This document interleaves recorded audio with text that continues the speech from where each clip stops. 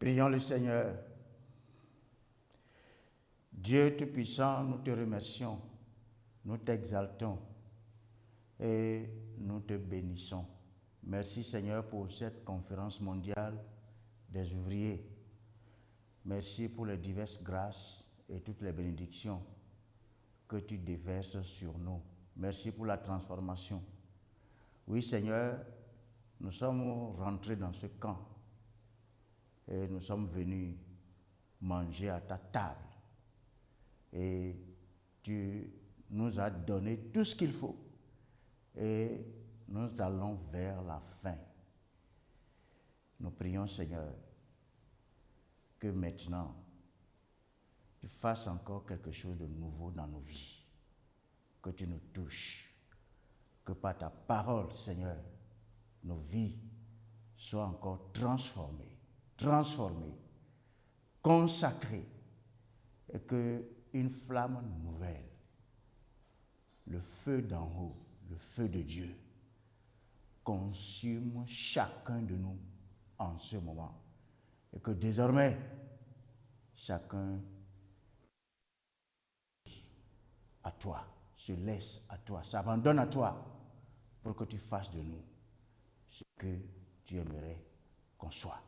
Nous te bénissons, nous te louons et nous t'adorons. Merci pour tout, Seigneur. Que toute la gloire te revienne. Au nom puissant de Jésus, nous avons prié. Amen. Bien, que le Seigneur vous bénisse. Nous avons un message très important. La consécration inébranlable des disciples de Christ. La consécration inébranlable des disciples de Christ. Et pour commencer, je dois dire que Dieu n'abandonne pas ceux qui lui appartiennent. Dieu est avec nous dans toutes les situations de la vie. Mais nous devons reconnaître qu'il est un Dieu saint, un Dieu jaloux. Il ne tolère pas le péché. Et tous les adorateurs de Dieu doivent avoir la conviction profonde que Dieu n'accepte pas le péché en sa présence. Et nous, en tant qu'ouvriers chrétiens, en tant que des disciples de Christ, nous devons bien comprendre cette réalité et à chaque moment porter notre pensée sur Dieu, porter nos désirs sur Dieu et que notre dévotion soit pour Dieu et pour Dieu seul. Et avec Dieu, quand on marche avec Dieu, quand on appartient à Dieu, on a besoin de la concentration et ne pas se laisser distraire par quoi que ce soit. On va lire dans Romains au chapitre 12, les versets 1 et 2. Romains chapitre 12, les versets 1 et 2. Je vous exhorte donc, frères, par les compassions de Dieu, à offrir vos corps comme un sacrifice vivant, saint, agréable à Dieu, ce qui sera de votre part un culte raisonnable. Ne vous conformez pas au siècle présent, mais soyez transformés par le renouvellement de l'intelligence, afin que vous discerniez quelle est la volonté de Dieu, ce qui est bon, agréable et parfait. Il est question ici de la consécration. Offrir tout notre être à Dieu. Nous mettre entièrement au service de Dieu et ne plus vivre selon l'esprit du monde, mais que chacun de nous soit renouvelé de l'intérieur afin de discerner, afin d'apprécier et faire la volonté de Dieu. Et ça, c'est très important pour quelqu'un qui se dit disciple de Christ.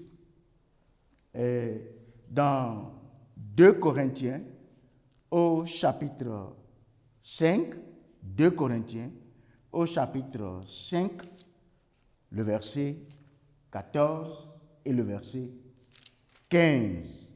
2 Corinthiens, chapitre 14, versets 14 et 15. Car l'amour de Christ nous presse, parce que nous estimons que si un seul est mort pour tous, tous donc sont morts. Et qu'il est mort pour tous, afin que ceux qui vivent ne vivent plus pour eux-mêmes, mais pour celui qui est mort et ressuscité pour eux. Voilà. L'amour de Christ nous presse. Ça veut dire quoi? Ça veut dire que ce que Christ a fait pour nous, l'amour de Christ, il nous aime et il a donné sa vie pour nous, sa vie pour nous. Tout le sacrifice qu'il a consacré, qu'il a fait pour nous, pour qu'aujourd'hui, nous soyons ce que nous sommes. Cet amour de Christ-là doit nous impacter. L'amour de Christ doit nous impacter et nous affecter profondément, au point que chacun de nous se voit dans l'obligation de faire de Christ le but de sa vie. Le but de sa vie. Le but de ses actions. Les actions que je pose. Quel est le but?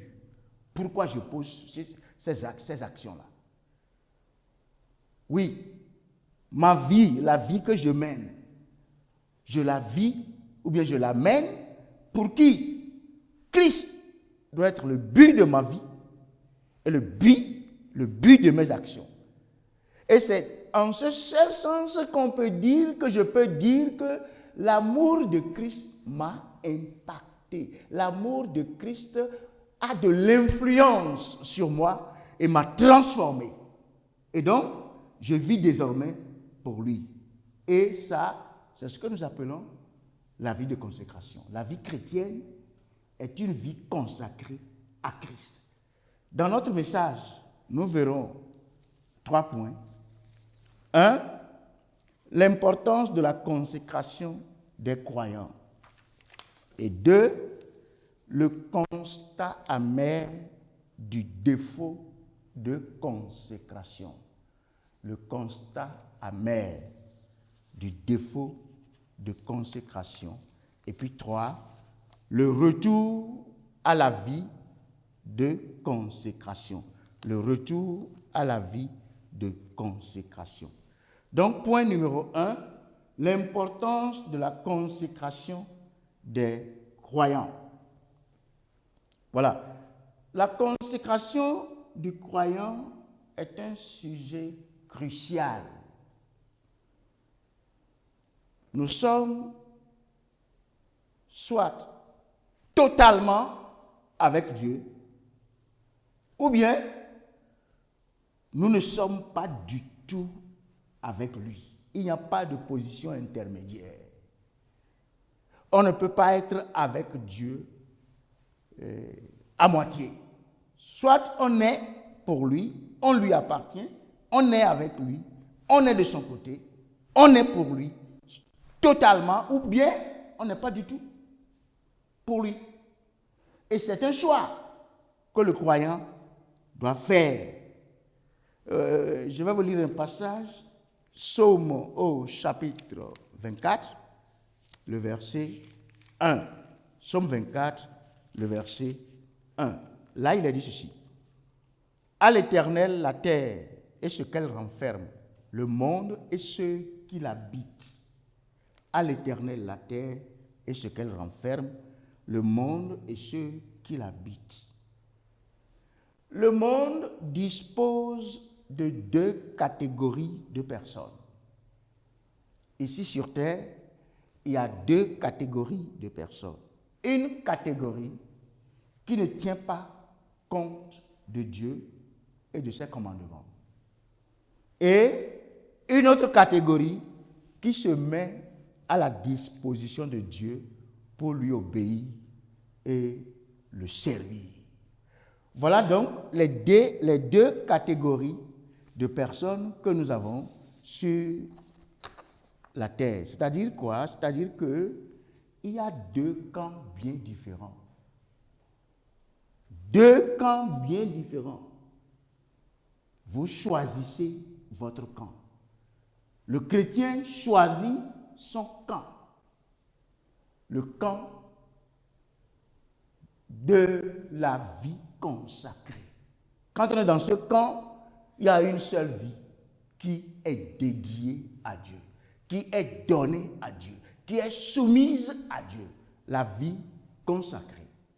Vous savez, sur la terre, comme je viens de le dire, ces deux camps, ce n'est pas tout le monde qui aime Dieu. Ce n'est pas tout le monde qui choisit d'être avec Dieu.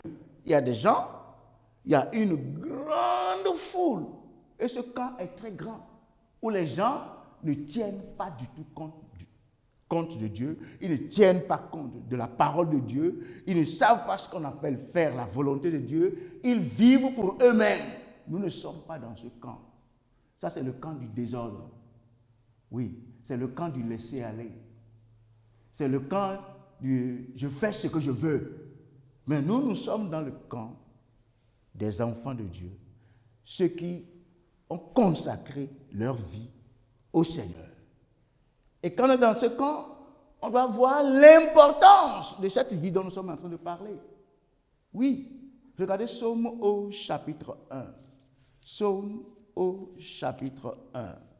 Heureux l'homme qui ne marche pas selon le conseil des méchants, qui ne s'arrête pas sur la voie des pécheurs et qui ne s'assied pas en compagnie des moqueurs. Juste dans ce verset 1, il y a deux camps.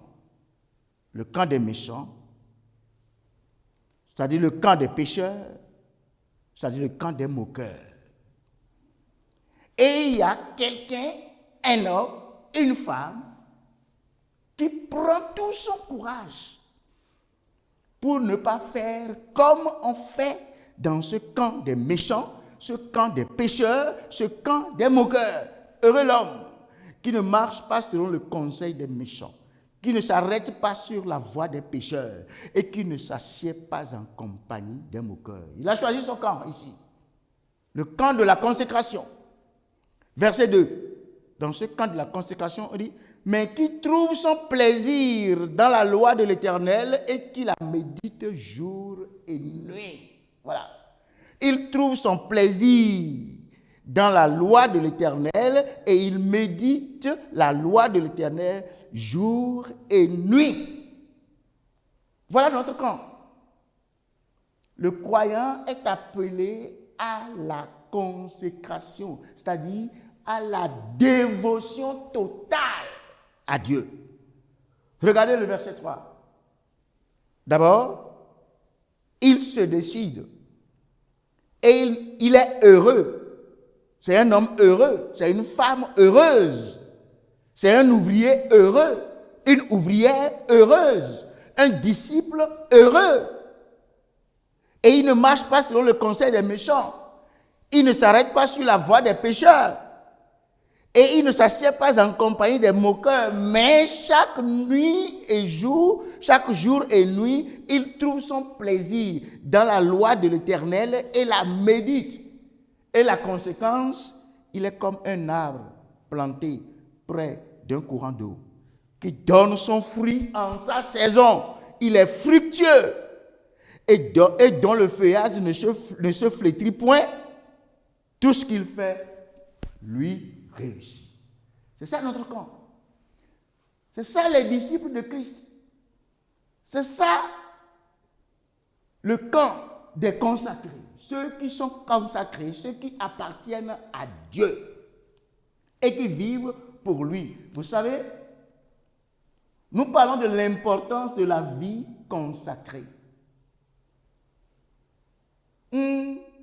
C'est important. Si vous n'êtes pas consacré, vous allez vous retrouver dans le camp des méchants. Si vous n'êtes pas consacré, vous allez vous retrouver dans le camp des moqueurs, dans le camp des pécheurs. Mais oui, quand on est sauvé, on doit être consacré au Seigneur pour ne pas se retrouver encore pour ne pas retourner à l'ancienne vie. Et ça, c'est très important. Et je dois vous dire ceci. Vous savez, avant de vous dire ce que je vais vous dire, regardons Psaume au chapitre 63, au verset 2. Psaume 63, verset 2. Ici, la parole dit, « Ô Dieu, tu es mon Dieu, je te cherche. Mon âme a soif de toi. Mon corps soupire après toi dans une terre aride, desséchée, sans eau. » Ce monde dans lequel nous sommes est un monde aride, un monde desséché. Oui, nous sommes dans un désert spirituel où les gens ne veulent plus de Dieu.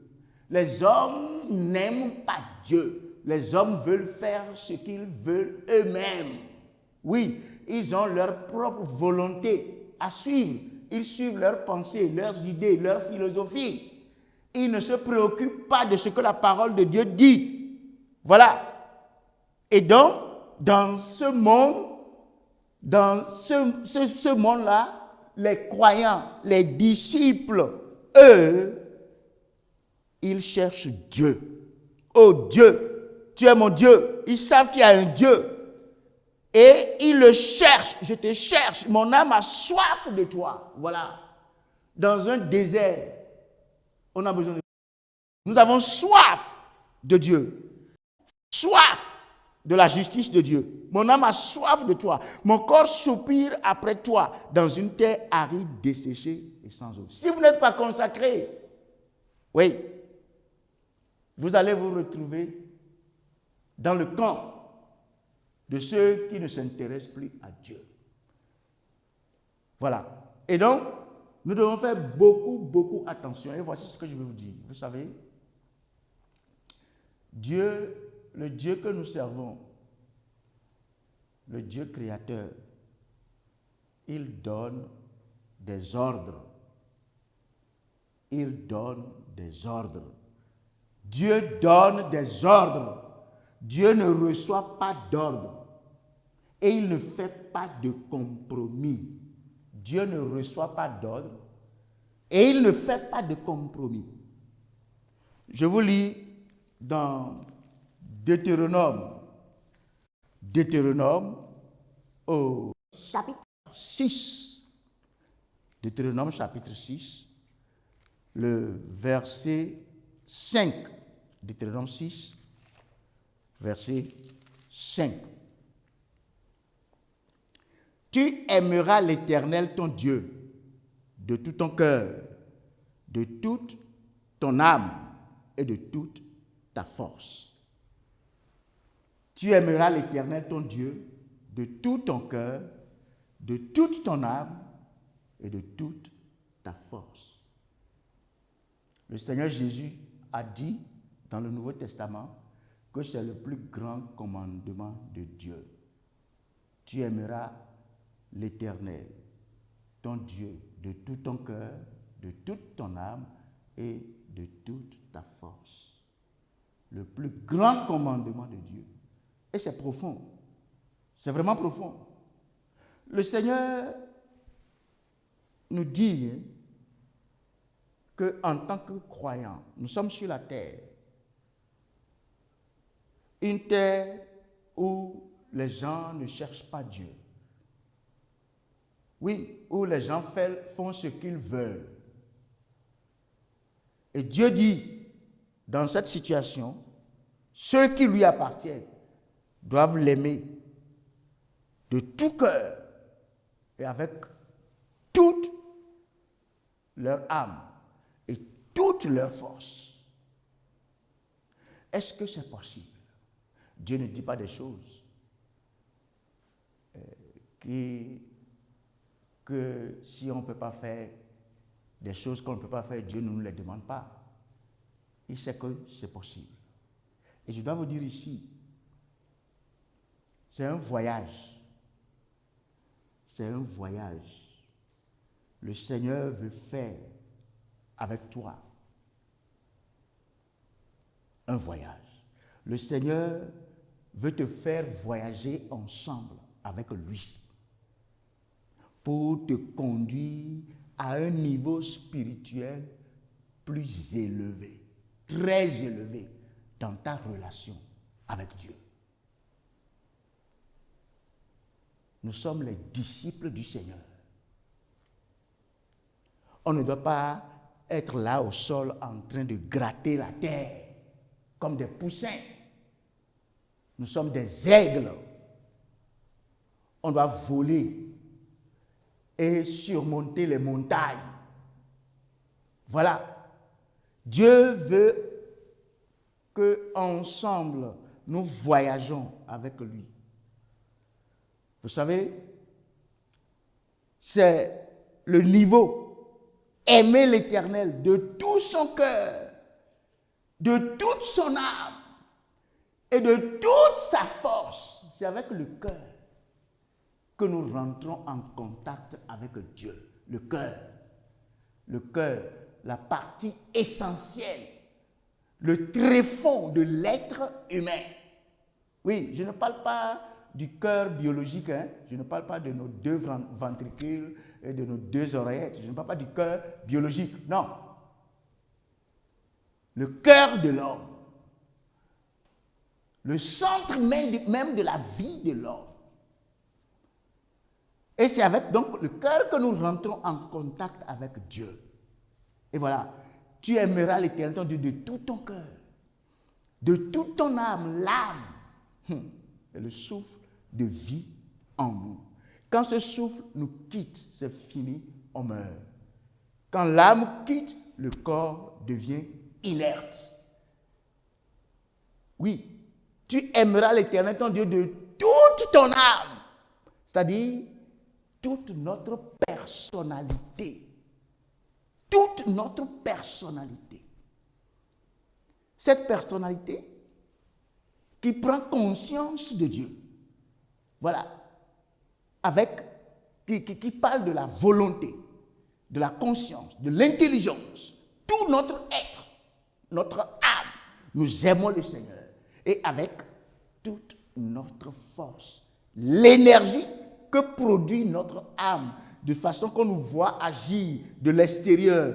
Avec toute cette énergie-là, tout est porté, concentré sur Dieu. Le cœur concentré sur Dieu. L'âme concentrée sur Dieu. La force concentrée sur Dieu. Quand tu arrives à ce niveau, c'est le niveau le plus élevé qu'on pourra atteindre dans notre communion avec Dieu, dans notre relation avec Dieu, dans notre marche avec Dieu. Et Dieu ne fait pas de compromis. Et chacun de nous doit comprendre. Et ça, nous ne le pourrons pas si on n'est pas consacré. C'est un appel à la consécration.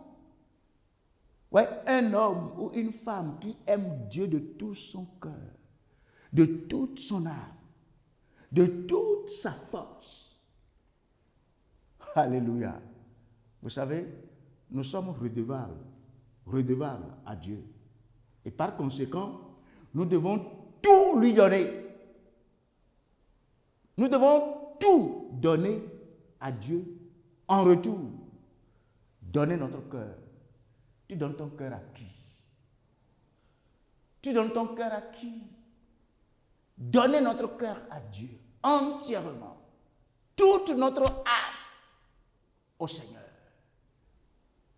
Toute notre intelligence, toute notre volonté, on met tout, on donne tout au Seigneur. Et on vit désormais pour lui. On vit pour lui. Et toute notre force, tout ce qu'on fait, on fait pour le Seigneur. Alléluia. Et c'est là que le Seigneur nous attend. C'est ce qu'il veut de chacun de nous. Chrétiens, disciples, ouvriers, c'est là notre consécration. C'est là que nous allons. Ce n'est pas pour rien que le Seigneur nous dit, vous êtes le sel de la terre. Mais si le sel perd sa saveur, avec quoi la lui rendra-t-on? il ne sert plus qu'à être jeté dehors et foulé aux pieds par les hommes. Si vous n'êtes pas consacré, vous allez perdre votre saveur. Un croyant qui n'est pas consacré va perdre sa saveur. Et s'il ne sait pas faire, il va perdre son salut.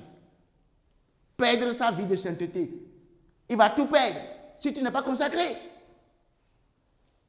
Mais oui. Ma prière est que Dieu nous aide. Vous ne faites plus le recueillement matinal. Vous ne lisez plus régulièrement la parole de Dieu. C'est difficilement que vous arrivez à prier. Vous avez perdu la saveur du royaume.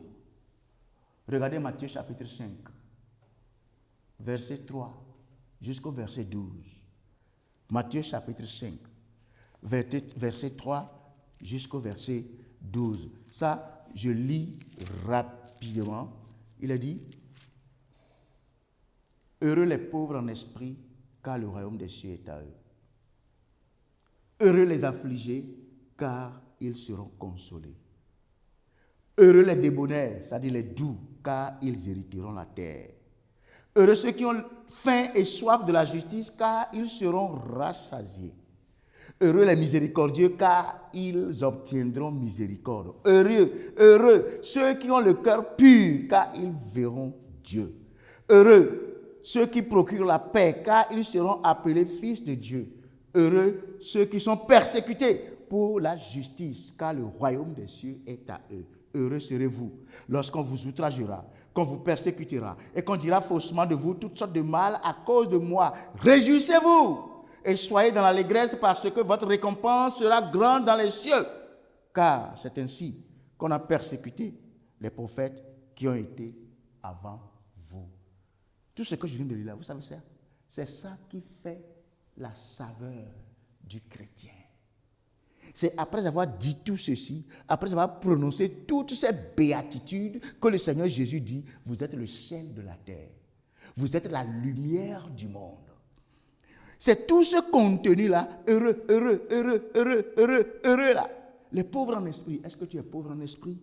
Les affligés, est-ce que tu es affligé pour le mal, c'est-à-dire que pour le péché qui nous guette à tout moment et qui nous environne à tout moment? Est-ce que tu es débonnaire? Est-ce que tu es doux? Est-ce que tu as faim et soif de la justice? Est-ce que tu es miséricordieux? Est-ce que tu as le cœur pur? Est-ce que tu procures la paix quand tu es persécuté? Est-ce que tu y trouves de la joie?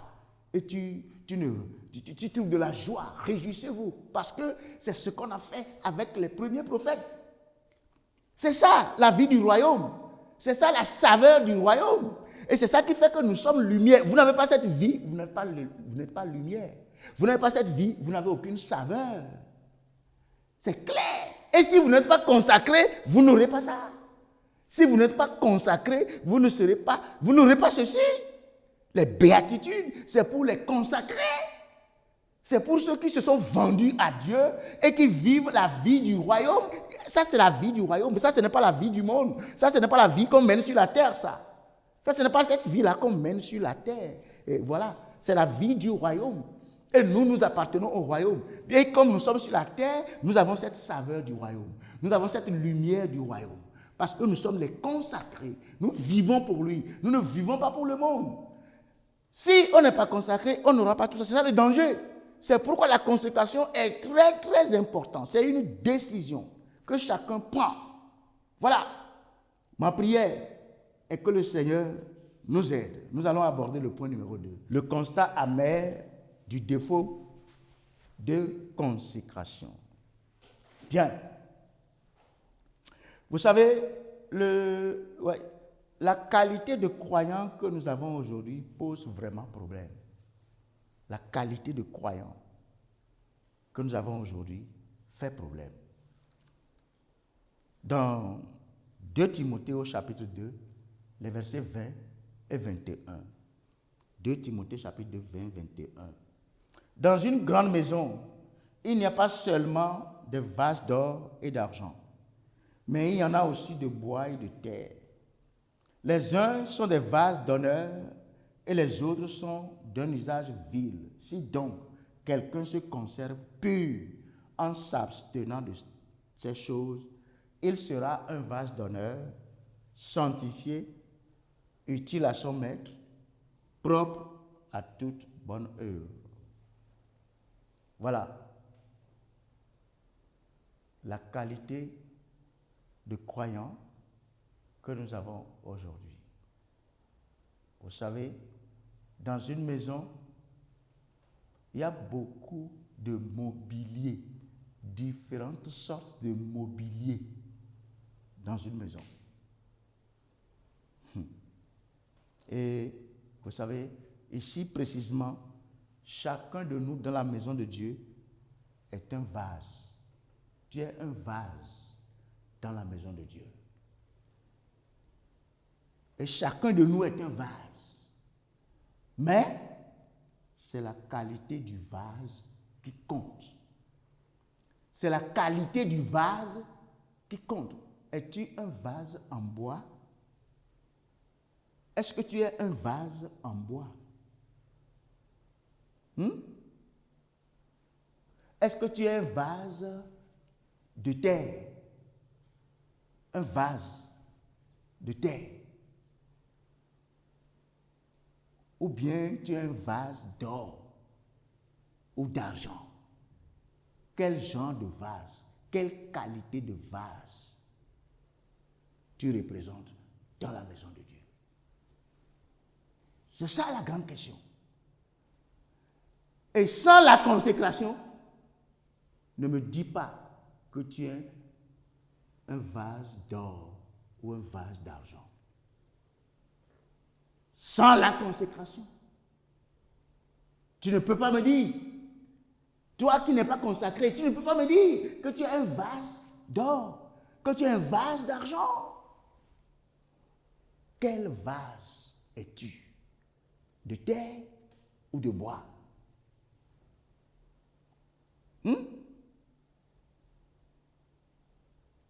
Es-tu un vase en honneur? Ou bien tu es un vase qui fait la honte du Seigneur? Que Dieu nous aide. Que Dieu nous aide. Vous savez, le défaut de consécration engendre beaucoup de croyants inutiles dans le royaume de Dieu et cause beaucoup de tort au corps de Christ. Le défaut de consécration fait des croyants inutiles dans le royaume et ça cause du tort. Ça fait du tort au corps de Christ. Dans Apocalypse au chapitre 2, verset 4. Apocalypse chapitre 2, verset 4. Mais ce que j'ai contre toi, c'est que tu as abandonné ton premier amour. Ce que j'ai contre toi, c'est que tu as abandonné ton premier amour. Mon frère, tu n'as plus de zèle. Ma soeur, tu n'as plus de zèle. Oui? Tu n'as plus de ferveur. Et la question, qu'est-ce que Dieu a contre toi? Chacun doit rentrer en lui-même et se dire la vérité. Dieu a quelque chose contre chacun. Cherche et identifie ce que Dieu a contre toi et répands-toi. C'est ce qui va sauver. C'est ce qui va aider. Dieu a quelque chose contre toi. Cherche et identifie cette chose que Dieu a contre toi et reviens au Seigneur. Beaucoup de choses nous pouvons dire aujourd'hui.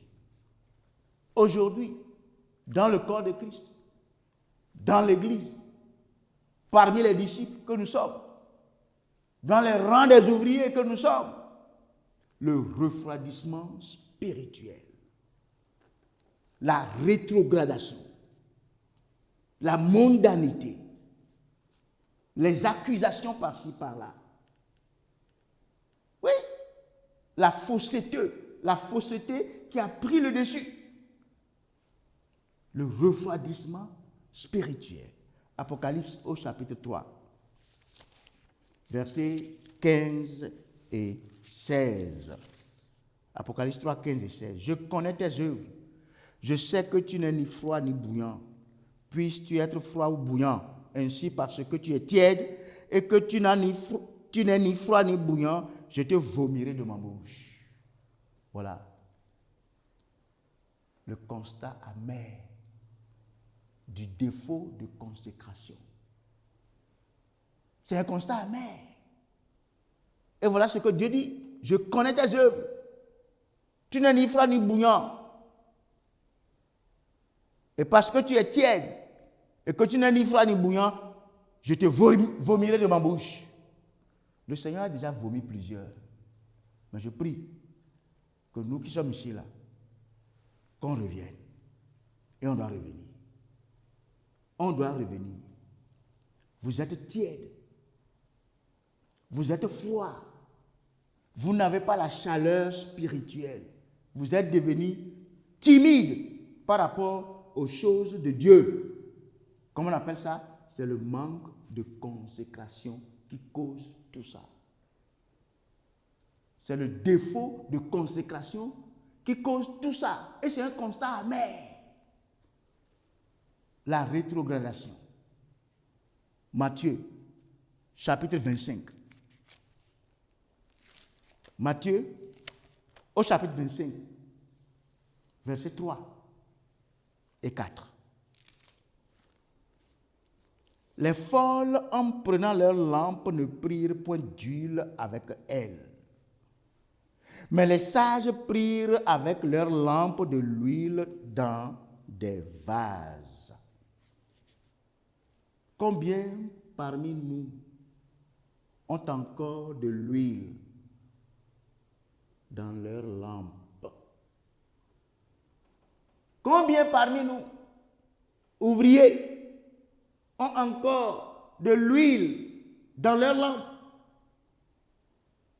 Mon frère, tu ne brilles plus. Ma chère, tu ne brilles plus. Ta lampe s'est éteinte.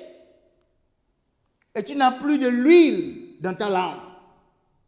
Ça s'appelle comment? La rétrogradation. Et facilement, tu peux tomber dans le péché n'importe comment. Tu peux faire de n'importe quoi. Tu ne brilles plus. Tu n'es plus étincelant. La rétrogradation. Dans 2 Timothée 4, verset 20. 2 Timothée, chapitre 4, au verset 20, il a dit, «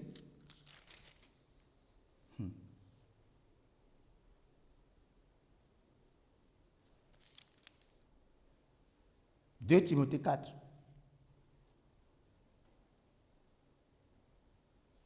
je ne trouve pas le passage. 2 Timothée 4, au verset... Ouais. C'est où? Voilà, c'est le verset 10.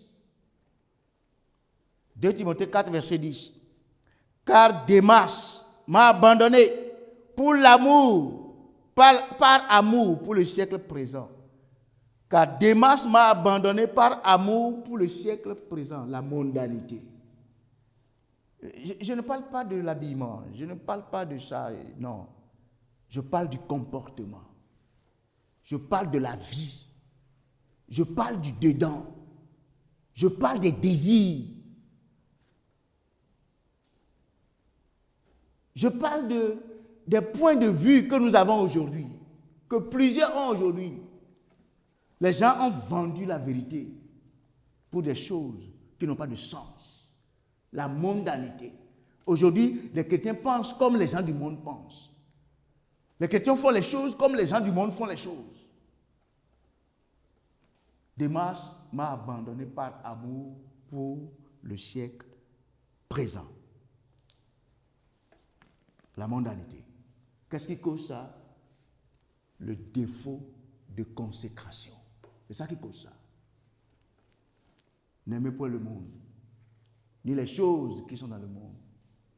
Si quelqu'un aime le monde, l'amour du Père n'est point en lui. Ouais. Les convoitises des yeux, les convoitises de la chair. Tout ça là ne viennent pas du Père, mais vient du monde. Et beaucoup sont là-dedans aujourd'hui.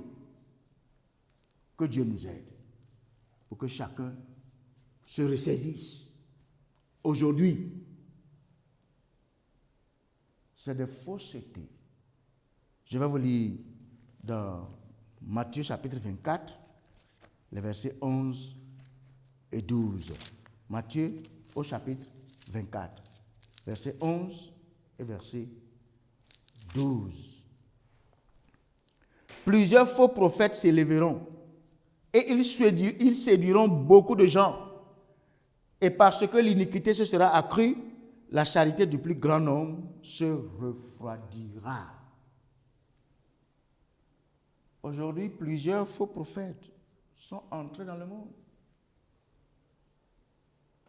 Et l'iniquité aujourd'hui est rampante partout. Et à cause de cela, beaucoup de chrétiens refroidissent, rétrogradent et sont dans la fausseté aujourd'hui. Beaucoup de chrétiens ont abandonné la vérité. Ils ont laissé la vérité de côté pour embrasser d'autres fausses doctrines. Ils ont laissé la vraie doctrine, la vertu véritable pour de la fausseté. Beaucoup de choses se produisent aujourd'hui sur les réseaux sociaux. Les faux prophètes, il y en a plein aujourd'hui sur les réseaux sociaux.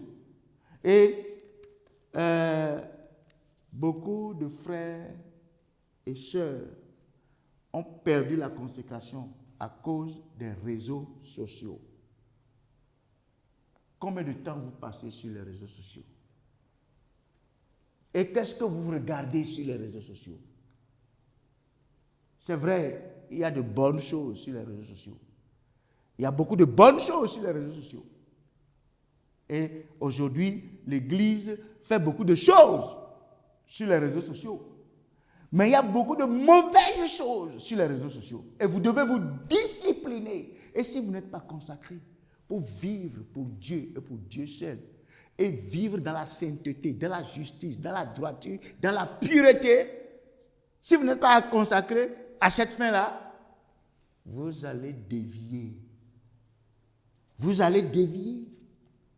Oui. Vous allez rentrer dans les faussetés. Vous allez regarder des choses, des interdits. Et il y en a plusieurs qui prennent plaisir dans ça. C'est ça. Beaucoup aujourd'hui sont morts. Ils sont morts. Mais oui.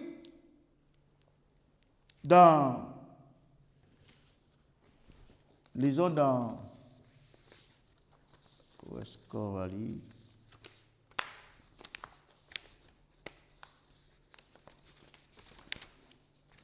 Apocalypse, lisons dans Apocalypse, je crois au chapitre 2.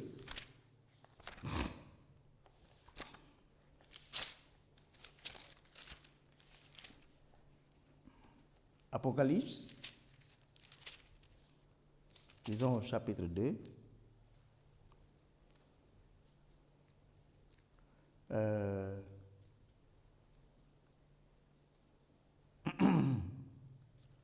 Chapitre 3, verset 1. Apocalypse 3, chapitre 1.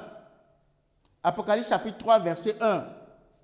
Écrit à l'ange de l'église de Sardes. Voici ce que dit celui qui a les 7 esprits de Dieu et les 7 étoiles. Je connais tes œuvres. Je sais que tu passes pour être vivant et tu es mort. Tu passes pour être vivant et tu es mort. N'y a-t-il pas plusieurs, beaucoup de gens, beaucoup d'ouvriers, beaucoup d'ouvrières qui sont là aujourd'hui et on nous voit, on vous voit comme des gens vivants, mais vous êtes morts. C'est ça. le constat amer du défaut de consécration. On est là comme si on est dedans, mais on est mort. Et qu'est-ce qu'il faut faire? Avant de dire ce qu'il faut faire, je vais ajouter encore quelque chose d'abord. Lisons dans Jean au chapitre 8. Jean au chapitre 8, versets 3 à 11. Jean 8, versets 3 à 11. Je vais juste vous dire ce qu'il y a là-bas. Lisons verset 3. Alors les scribes et les pharisiens amenèrent une femme surprise en adultère. Et le plaçant au milieu du peuple, ils dirent à Jésus, « Maître, cette femme a été surprise en flagrant délit d'adultère. Moïse, dans la loi, nous a ordonné de lapider de telles femmes.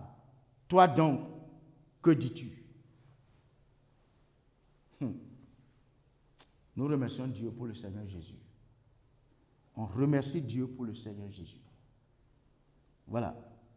Voilà les pharisiens qui amènent devant le Seigneur une femme surprise en flagrant délit d'adultère.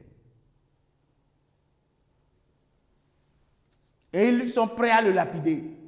Mais avant, ils l'amènent à Jésus pour que Jésus puisse dire quelque chose. Et Jésus les a surpris. Il les a surpris tous. Et tous, les pierres qu'ils avaient pour lapider la femme, ils les ont tous déposées et sont partis.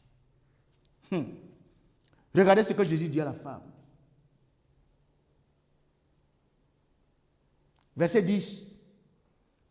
Alors s'étant relevé et ne voyant plus que la femme, Jésus lui dit, « Femme, où sont ceux qui t'accusaient? Personne ne t'a-t-il condamné ?» Elle répondit, « Non, Seigneur. » Et le Seigneur lui dit, « Je ne te condamne pas non plus. Va et ne pêche plus.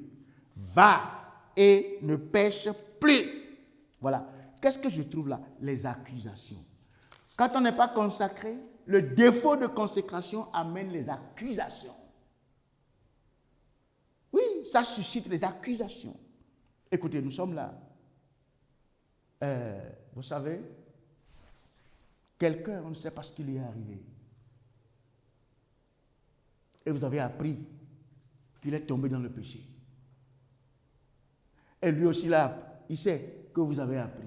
Et on ne le voit plus. Il ne vient plus, on ne le voit plus. Il se cache. Et qu'est-ce qu'on fait? Qu'est-ce que nous faisons? Ah, il s'est mal pris. Il a rétrogradé. Il est tombé dans le péché. Oui, c'est vrai. Mais ce n'est pas de cette manière. Ce n'est pas comme ça. Jésus nous a appris comment on aborde de telles situations. Comment on traite de telles situations. Vous savez, nous devons nous corriger les uns les autres. Et nous mettre sur les rails. Si quelqu'un a dévié, on corrige, on le remet sur les rails. Oui, c'est ce qu'on doit faire. On ne doit pas s'adonner à des accusations de gauche à droite. Nous devons nous corriger les uns les autres et nous mettre sur les rails. Mais nous ne devons jamais nous accuser entre nous. Et ça, c'est très important. Ça détruit. Et c'est le manque de consécration. C'est le défaut de consécration qui fait que les gens se comportent ainsi. Et ceux-là même qui accusent, écoutez, Dieu seul connaît. Ceux-là même qui accusent là. Quand Jésus a dit que celui parmi vous qui n'a jamais péché lui jette la première pierre, leur conscience retournée contre eux tous. Voilà. Accusation de gauche à droite. On doit être prêt à relever celui qui est tombé et le remettre sur le chemin. C'est comme ça la chrétienté. C'est comme ça les disciples consacrés, les ouvriers consacrés. C'est comme ça ils font. Que le Seigneur nous aide. Avec tout ce que nous venons de dire, qu'est-ce qu'on doit faire? Point numéro 3, le retour à la vie de consécration. Le retour à la vie de consécration. Il y a deux choses. Se ressaisir et se repentir. Voilà. Se ressaisir et se repentir. Beaucoup de frères et sœurs ont perdu leur consécration et ils sont dans une situation pitoyable, calamiteuse. Et chacun doit se ressaisir, se repentir de ses péchés et revenir au Seigneur. Si tu sais que tu as péché, tu es convaincu de ce que nous sommes en train de dire, tu sais que tu es tombé, tu sais que tu as mal fait, tu sais que tu as refroidi, tu sais que tu es devenu monnaie, tu sais que tu as rétrogradé, tu sais que le mal t'a emporté. Tu dois te repentir, te ressaisir, te repentir et revenir au Seigneur et commencer par repratiquer les bonnes œuvres. Oui, c'est ça la solution. Osée chapitre 14, verset 1. Osée c'est après Daniel. Chapitre 14, verset 1. Israël, reviens à l'Éternel, ton Dieu, car tu es tombé par ton iniquité. Israël, reviens à l'Éternel, ton Dieu, car tu es tombé par ton iniquité. À la place d'Israël, je mets ouvrier, reviens à l'Éternel, ton Dieu, car tu es tombé par ton iniquité. Reviens. C'est un appel à revenir à Dieu. Et ça, c'est très important. Chacun doit se repentir. Nous sommes venus à ce programme, cette conférence, et c'est une opportunité. Ces occasions n'arrivent pas souvent. Soit tu saisis l'occasion et tu sors de ta torpeur pour reprendre la flamme. Ou bien tu t'endurcis et tu te plonges davantage. Nous devons saisir cette occasion. Chacun doit saisir cette opportunité et ne pas partir de cette conférence telle que vous étiez avant de venir ici. Le Seigneur est prêt. Si quelqu'un revient à lui, le Seigneur est prêt. Dans Apocalypse, au chapitre 2, verset 5. Apocalypse, chapitre 2, verset 5. Souviens-toi donc d'où tu es tombé. Répands-toi et pratique tes premières œuvres. Sinon, je viendrai à toi et j'ôterai ton chandelier de sa place, à moins que tu ne te répandes. Dieu veut et il insiste sur la repentance. Voilà. Souviens-toi donc d'où tu es tombé. Identifie ton problème. Identifie ton péché. Reconnais la situation dans laquelle tu es. Et prends tout ton courage et reviens au Seigneur. Le Seigneur ne va pas te rejeter. Si tu te répands sincèrement, Dieu va te pardonner et il va encore te permettre il va t'accorder cette vie, cette transformation. Tes péchés seront pardonnés. Le retour à la vie de consécration. Voilà. Tu te ressaisis, tu te répands, Dieu te pardonne, et maintenant, il faut rallumer la flamme de la consécration. Tu dois rallumer la flamme de la consécration. On va bientôt prier, par la grâce de Dieu, mais chacun doit rallumer la flamme de consécration. C'est une question de décision. Nous avons besoin de nous lever et mener une vie de consécration. Une vie de consécration qui peut servir de témoignage pour le monde et gagner les âmes perdues à Christ. Aujourd'hui, le royaume des cieux est plus proche que jamais. Je répète, je dis aujourd'hui, le royaume des cieux est plus proche que jamais. Que chacun porte ses regards sur le Seigneur Jésus et reste soumis à Dieu. Tu dois te consacrer maintenant de nouveau. Tu dois te soumettre et céder ta vie au Seigneur maintenant. Tu dois faire de nouveau confiance à Dieu. Tu es parti, mais maintenant tu es revenu. Tu dois refaire confiance à Dieu. Fais-lui confiance, comme tu lui faisais confiance par le passé. Fais-lui encore confiance et reconsacre-toi. Et tu dois aller dans la présence de Dieu et le louer et rester dans sa présence et passer du temps dans la présence de Dieu. Et chacun de nous doit prendre ses responsabilités. Nous ne sommes pas ici pour indexer qui que ce soit. Chacun doit reconnaître là où il est tombé. Comme Néhémie, c'est que chacun prenne sa responsabilité.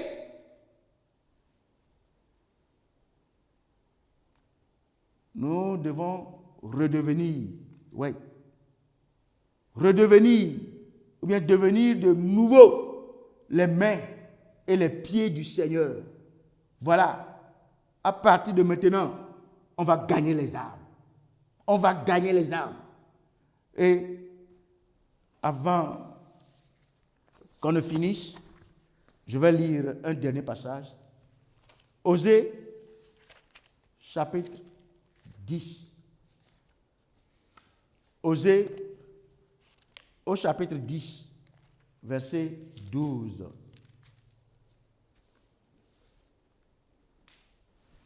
Osée 10, 12.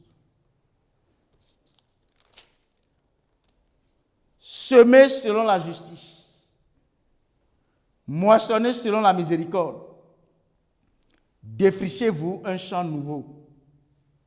Il est temps de chercher l'Éternel jusqu'à ce qu'il vienne et répande pour vous la justice. Voilà. Vous avez cultivé le mal, verset 13. Moissonnez l'iniquité. Mangez le fruit du mensonge. Car tu as eu confiance dans ta voix, dans le nombre de tes vaillants hommes. Ça ne va plus être comme ça.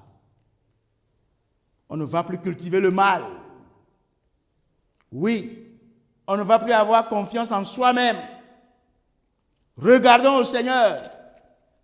Chacun doit maintenant, comme on l'a lu, de semer dans la justice, moissonner selon la miséricorde, défrichez-vous un champ nouveau.